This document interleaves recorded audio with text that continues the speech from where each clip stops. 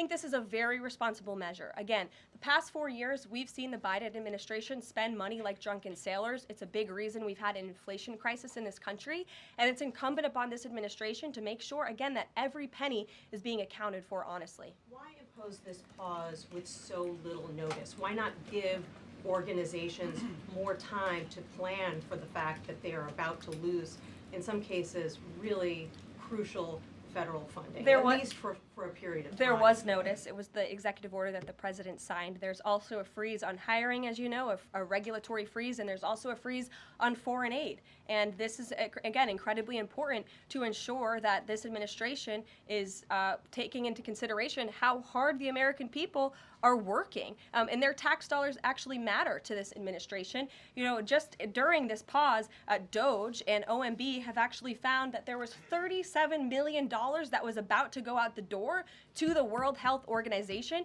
which is an organization, as you all know, that President Trump, with the swipe of his pen in that executive order, is no longer wants the United States to be a part of. So that wouldn't be in line with the president's agenda. DOGE and OMB also found that there was about to be 50 million taxpayer dollars that went out the door to fund condoms in Gaza. That is a preposterous waste of taxpayer money. So that's what this pause is focused on, being good stewards of tax dollars. And so this doesn't affect Meals on Wheels or Head Start or disaster aid? Again, it does not affect individual assistance that's going to Americans. To follow up on Nancy, do you think there will be a list of who is affected and how much money is affected? How will these contractors and organizations know if they are actually having their funding frozen?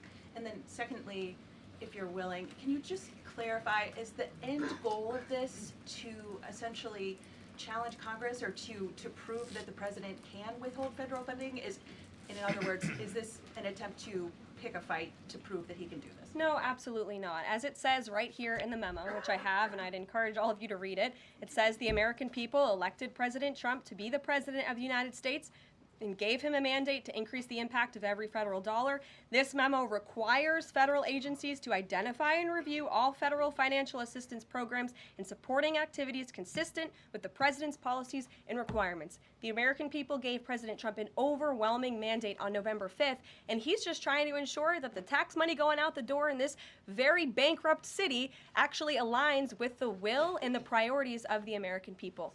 Brian Glenn. Yes. Welcome. You Thank look you. great. You're doing a great job. Thank you talked you. about transparency, and some of us in this room know how just transparent President Trump has been the last 5 or 6 years. I think you'll do the same.